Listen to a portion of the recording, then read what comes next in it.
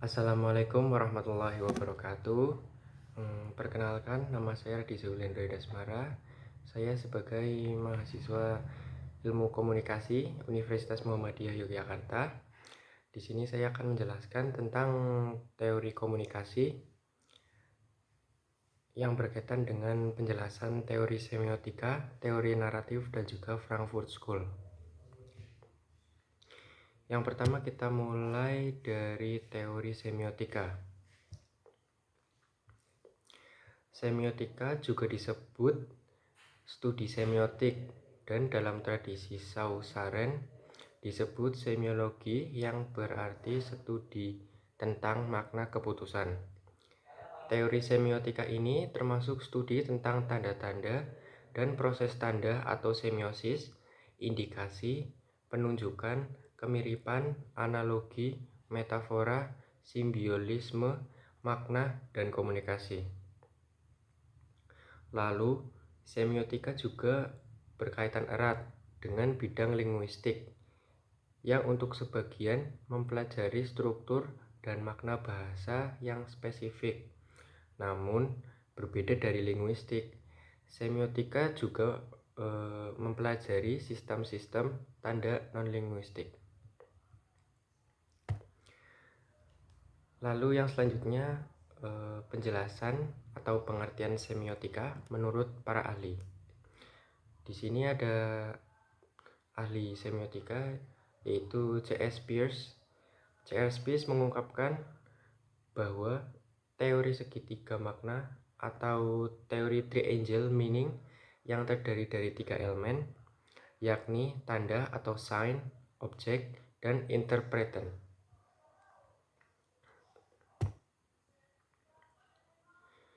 Lalu selanjutnya ada semiotika dalam kajian komunikasi. Semiotika merupakan ilmu penting sebab tanda-tanda merupakan basis utama dari seluruh komunikasi.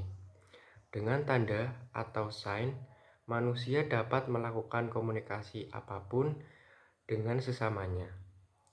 Dalam perkembangannya, kajian semiotika berkembang kepada 2 klasifikasi utama, yakni semiotika komunikasi dan semiotika signifikasi. Jadi semiotika itu kajian semiotika berkembang menjadi 2 klasifikasi utama. Yang pertama ada semiotika komunikasi dan yang kedua ada semiotika signifikasi lah. Apa sih perbedaan antara semiotika komunikasi dan juga semiotika signifikasi?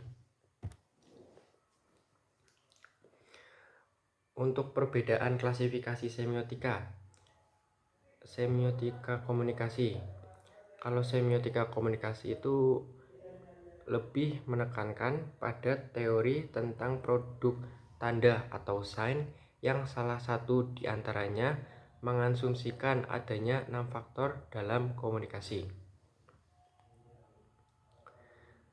Lalu selanjutnya ada semiotika.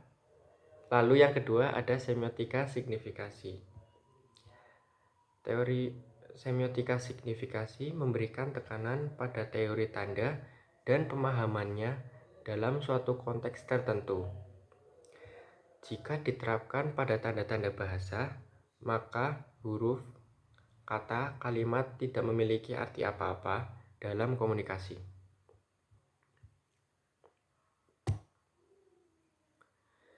Selanjutnya ada bentuk-bentuk semiotika. Yang pertama ada semiotika analitik, yang kedua ada semiotika deskriptif, yang ketiga ada semiotika faunal, terus juga ada lagi semiotika kultural dan semiotika naratif lah. Kita bahas terlebih dahulu apa itu semiotika analitik. Jadi semiotika analitik itu merupakan bentuk semiotika yang menganalisis tentang sistem tanda atau sign. Yang selanjutnya ada bentuk semiotika deskriptif. Semiotika deskriptif itu yang memperlihatkan tanda yang sedang kita alami sekarang. Lalu yang ketiga, ada bentuk semiotika faunal. Semiotika faunal memperhatikan suara atau sistem tanda yang ada pada hewan. Yang keempat, ada bentuk semiotika kultural. Semiotika kultural menelaah sistem tanda yang berada dalam kebudayaan masyarakat tertentu. Dan yang terakhir, bentuk semiotika naratif. Bentuk semiotika naratif ini berwujud mitos dan cerita lisan.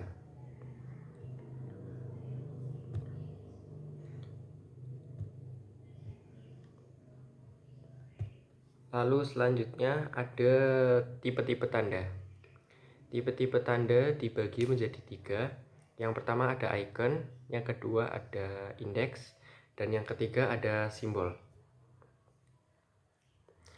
Untuk ikon sendiri adalah sesuatu yang melaksanakan fungsi sebagai penanda yang serupa dengan bentuk objeknya. Tanda visual umum yang bisa ditempel di pintu kamar kecil yang menggambarkan pria dan wanita adalah sebuah icon.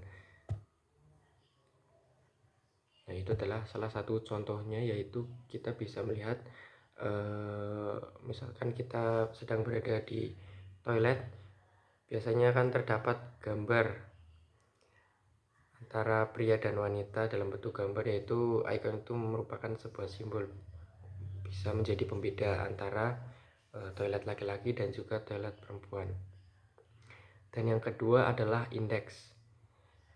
Indeks adalah tanda yang memiliki keterikatan eksistensi terhadap petandanya atau objeknya, atau suatu yang melaksanakan fungsi sebagai penanda yang mengisyaratkan penandanya. Contohnya aja asap, salah satu bentuk indeks dari api. Lalu juga misalkan awan hitam, itu merupakan pengindeksan dari hujan. Dan contoh yang lain adalah ketika kita bersin, itu mengindekskan bahwa kita itu sedang terkena flu. Dan yang ketiga ada simbol. Simbol merupakan suatu tanda yang sudah ada aturan atau kesepakatan yang dipatuhi bersama. Simbol ini tidak bersifat global. Kata-kata dalam bahasa umumnya adalah sebuah simbol. Kalau dari simbol, contohnya bisa terdapat pada warna merah putih dalam bendera kenegaraan kita. Itu juga salah satu bentuk simbol.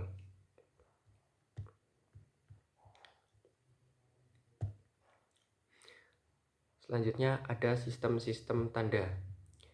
Sistem-sistem tanda ada 3. Yang pertama ada semiotik pragmatik, atau dalam bahasa Inggrisnya semiotik pragmatik, ya sama saja. Yang kedua ada semiotik sintaktik, dan yang ketiga ada semiotik semantik. Kita bahas yang semiotik pragmatik yang pertama, yaitu semiotik pragmatik menguraikan tentang asal-usul tanda, kegunaan tanda oleh yang menerapkannya, dan efek tanda bagi yang menginterpretasikan dalam batas perilaku subjek. Yang kedua ada penjelasan semiotik sintaktik. Semiotik sintaktik menguraikan tentang kombinasi tanpa tanda, memperhatikan maknanya ataupun hubungannya terhadap perilaku objek. Dan yang terakhir ada semiotik semantik. Semiotik semantik itu sistem tanda yang menguraikan tentang pengertian suatu tanda sesuai dengan arti yang disampaikan. Yang selanjutnya ada kita ke teori naratif. Pengertian dari teori naratif itu paradigma naratif yang menawarkan penjelasan dan pemahaman tentang dunia dengan cara yang berbeda. Paradigma naratif memberikan penjelasan dan pemahaman layaknya sebuah cerita. Penjelasan bukan lagi didasarkan pada alasan dan argumentasi yang logis dan masuk akal, namun berdasarkan pada apa yang disebutkan sebagai good reason. Jadi paradigma naratif ini bukan sebuah cerita saja, namun juga sebuah peristiwa yang memiliki alur awalan, tengah, dan akhir.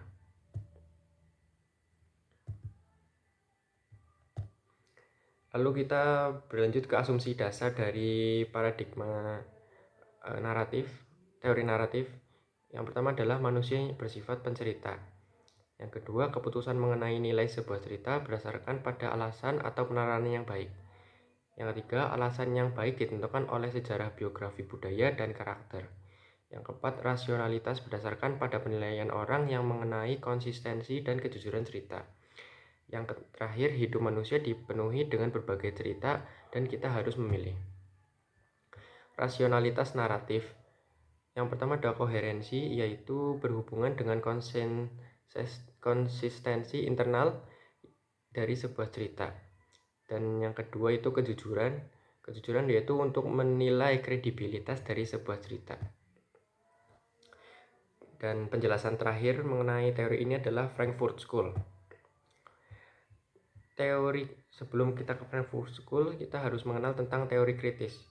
Teori kritis adalah sekelompok neomarxis Jerman yang tak puas dengan teori Marxian, terutama kecenderungan menuju determinisme ekonomi.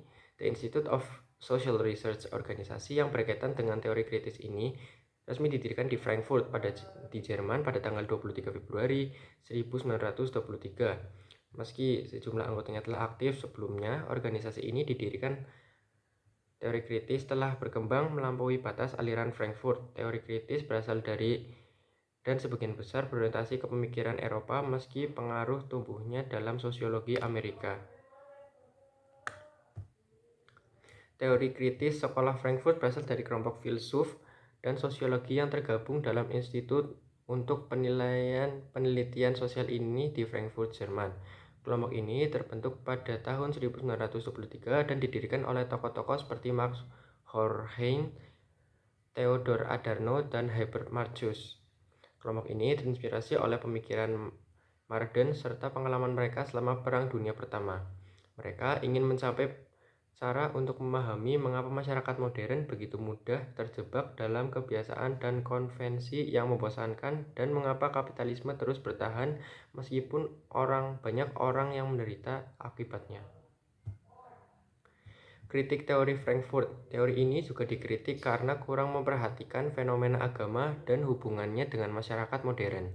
Beberapa orang menganggap bahwa teori ini terlalu fokus pada aspek-aspek materialistik dan tidak memperhitungkan faktor-faktor spiritual kehidupan manusia. Itu saja yang bisa saya sampaikan, kurang lebihnya mohon maaf. Wassalamualaikum warahmatullahi wabarakatuh.